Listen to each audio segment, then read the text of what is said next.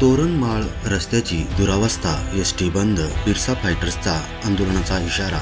नंदुरबार राज्यातील दुसऱ्या क्रमांकाची थंड हवेचे ठिकाण असलेल्या तोरणमाळकडे जाणाऱ्या राणीपूर ते तोरणमाळ 35 किलोमीटर रस्त्याची अत्यंत दयनीय अवस्था झाली आहे. रस्त्यावर पडलेल्या मोठ्या खड्ड्यामुळे प्रवाशांचे हाल होत असून खबरदारीचा उपाय म्हणून एसटी महामंडळाची बस सेवाही बंद करण्यात आली आहे.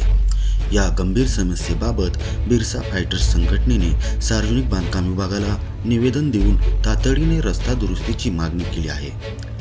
रस्त्यात खड्डा की खड्ड्यात रस्ता अशी स्थिती निर्माण झाल्याने गरोदर महिला, रुग्ण आणि वृद्धांना जीव मुठीत धरून प्रवास करावा लागत आहे. 35 किलोमीटर अंतराचे तात्काळ खडीकरण करणे व डांबरीकरण करावे.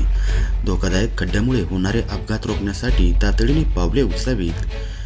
रस्ता दुरुस्त न झाल्यास बिरसा फायटर्स संघटनेतर्फे तीव्र आंदोलन छेडण्यात येईल असा इशारा राष्ट्रीय अध्यक्ष सुशीलकुमार पावरा व पदाधिकाऱ्यांनी दिला आहे. तर जिल्ह्यातील तोरणमाळ हे महाराष्ट्रातील दुसऱ्या क्रमांकाचे थंड हवेचे ठिकाण आहे. हे पर्यटन स्थळ शासन, प्रशासन व लोकप्रतिनिधींनी दुर्लक्ष केलेले हे पर्यटन स्थळ आहे. हे पर्यटन स्थळ असल्यामुळे देशभरातील लाखो पर्यटक या तोरणमाळला येत असतात. परंतु या तोरणमाळला जाणारा जो रस्ता आहे त्या रस्त्याची अत्यंत दयनीय अवस्था झालेली आहे.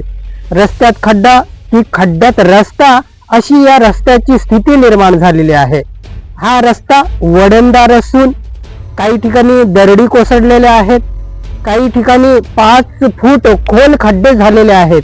त्यामुळे या रस्त्याच्या दुरावस्थेमुळे एसटी महामंडळाची मिनी बस शहादा ते तोरणमाळ पर्यंत येत होती. परंतु रस्त्याच्या या दुरावस्थेमुळे ही एसटी महामंडळाची बस सुद्धा बंद करण्यात आलेली आहे. फक्त खाजगी वाहने तोरणमाळला जात असतात. प्रवाशांना व वाहनधारकांना या रस्त्याचा खूप त्रास होत आहे. अक्षरशः हैराण प्रवासी झालेले आहेत. आता महाशिवरात्री निमित्ताने येथे यात्रा भरणार आहे. इथं लाखो भाविक येतील, परंतु रस्ता अत्यंत खराब असल्यामुळे इथं जे प्रवासी आहेत, पर्यटक आहेत, ते जाण्यासाठी मागे पुढे करत असतात, कसूर करत असतात. त्यांना त्या रस्त्याची अवस्था बघून तेथे जावंसं वाटत नाही.